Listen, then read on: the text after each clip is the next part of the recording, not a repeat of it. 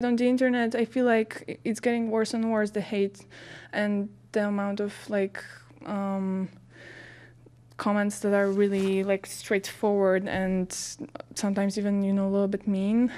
So I wish it could change, because I feel like the internet is not going to be a safe place anymore for us to go and to read stuff. So yeah, I just kind of wanted me and my team to be a little bit more respected sometimes.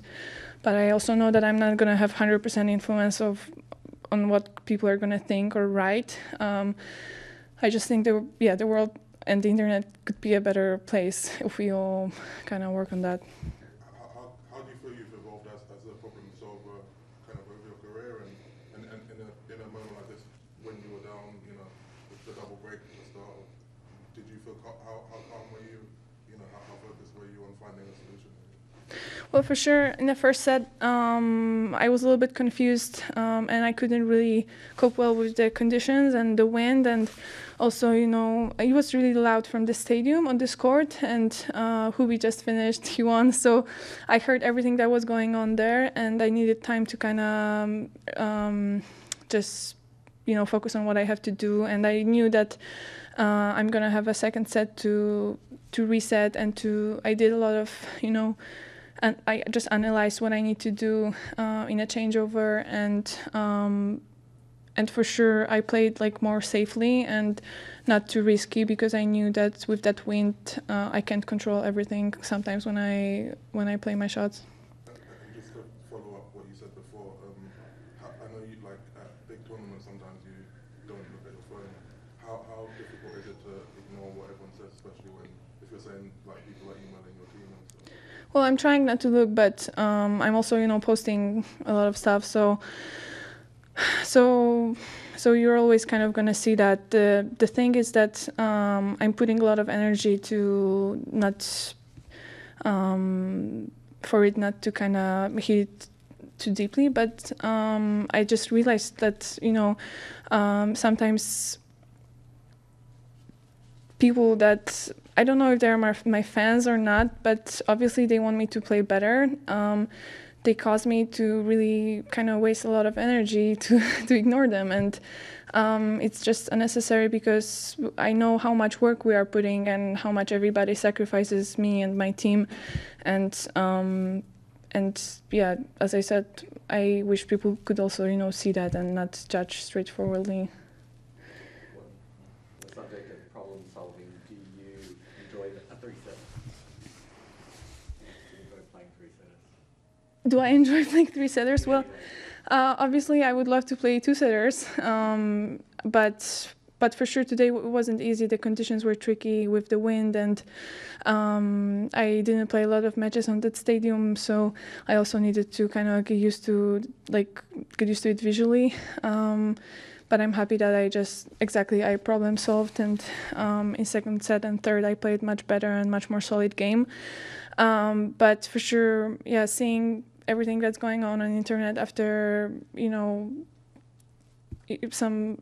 some days when I don't play my best tennis and just have a moment of, a little bit worse performance,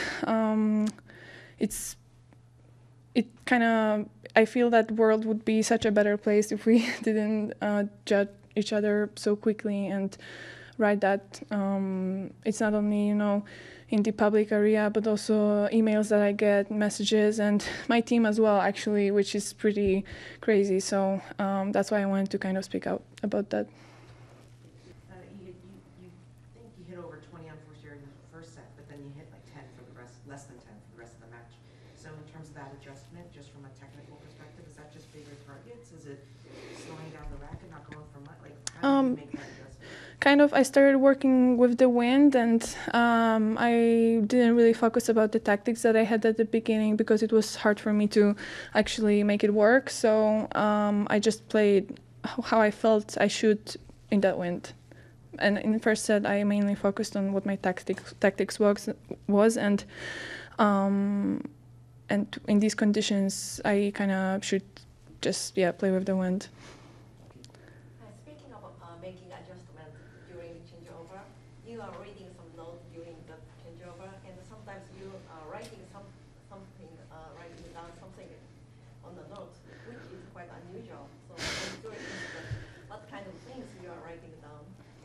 well, sometimes I have kind of too many ideas of what I want to change, and I'm just writing down what I should actually focus on, because having too many ideas on court is not a best option sometimes. So sometimes I just choose the most important one and I write them to kind of always look at them at the changeover to, and it helps me to keep my mind in the good path and not think about other stuff. Said last night that the ball is hard to control here. Do you feel like as time is going on and you get used to the way the ball bounces, that you feel like you control it more now a couple days ago? Well, for sure, today I wasn't controlling it a lot. When I slowed it down a little bit in second and third, I did a little bit more, but I wouldn't look at today's match and analyze that because it was really, really windy. For sure, yesterday, and on my first practice, I felt that it bounces differently than in Montreal. It feels like it's flying in the air a little bit faster. So we changed tension of the strings, and I'm trying to adjust my game so I'm not gonna make too many mistakes. It is a little bit tougher, but it's tennis, so I already got used to changing conditions every week. Speaking of your next opponent, I believe you played her 3 years ago on clay. You've never played her on hard court. What are your expectations for tomorrow against Marquette? Well, it seems like Marquette is really in a good place, so her results are, getting better and better, and obviously she won Wimbledon, so for sure she gets a lot of confidence from that. So I still need to kind of analyze, and my coach will help me analyze her game and prepare the tactics, because as you said, we never played on hard court. But I'll also see what if the conditions are going to be similar to today or not. I always feel like I just need to kind of focus on myself and on what I want to do on court. The tactics obviously is important, but it's like second most important thing, because the best thing I can do is just kind of play my game and focus on adjusting my game so I can play the best in these conditions, and that's what I'm going to do. Iga saw the new sponsorship, and I was just curious, with all of the sponsor pickups that you've kind of had over the course of the last 12 months, how much of your kind of preparation and just actual focusing on the job that you have to do, how much of that has changed, and how much of it gives you confidence versus pressure? Well, it's nice that you ask about that, because people often, they don't know that we actually have to work on that as well.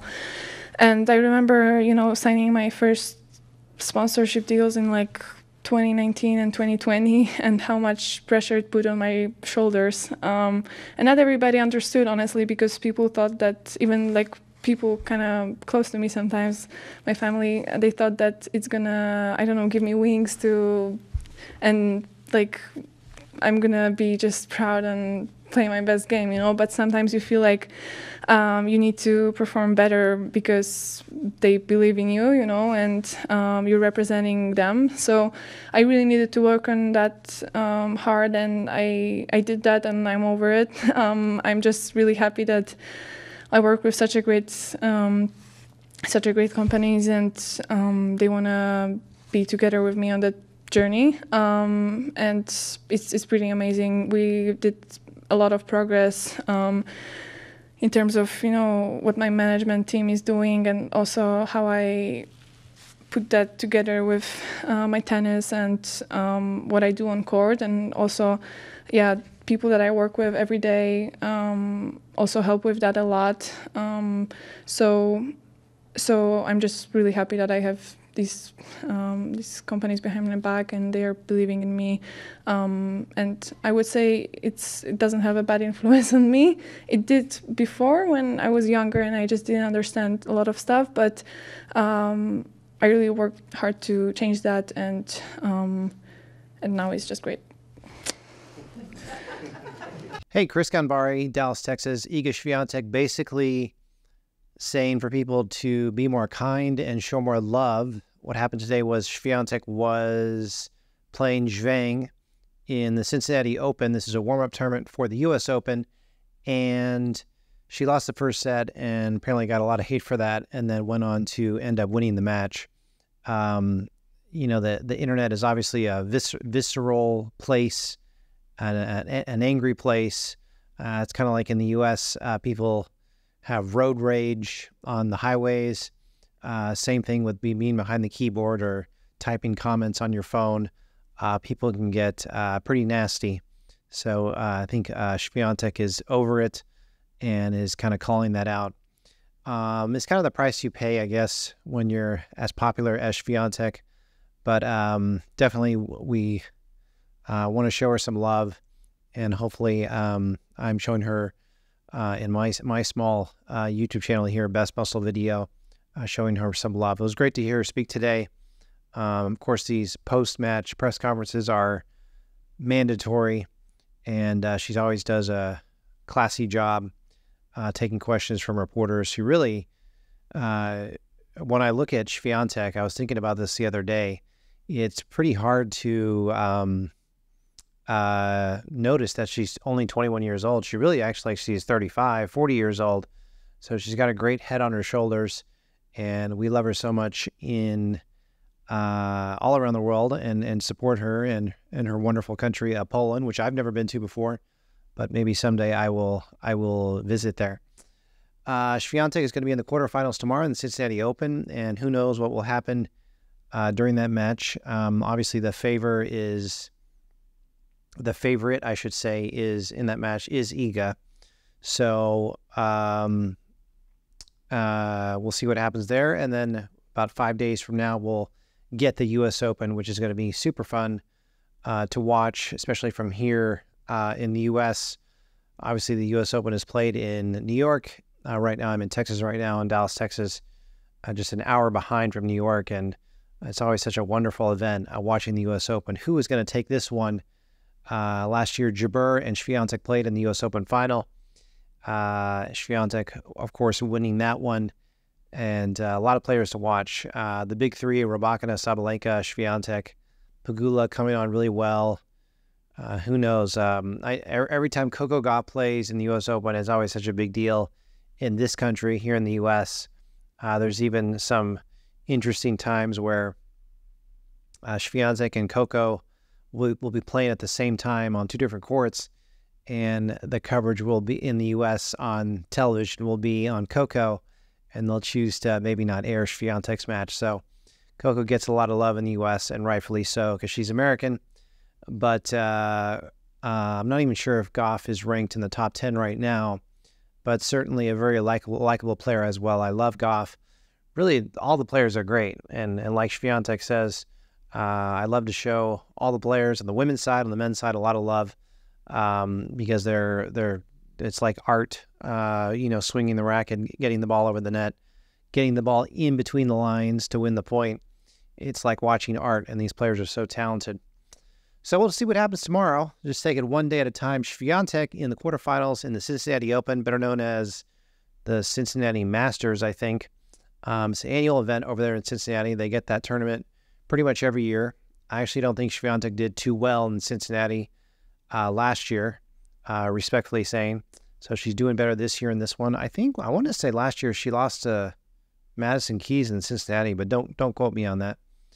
So we'll see what happens. So many players to watch. Cannot wait for the U.S. Open. We're going to get so many great legends commentating these matches at the U.S. Open next week, starting next week in the first round. We'll get Chris Everett. We'll get John McEnroe. We'll get Chris Fowler, who's a wonderful tennis analyst. And just cannot wait to watch it. And starting from day one, I believe it starts August 22nd, the U.S. Open 2023.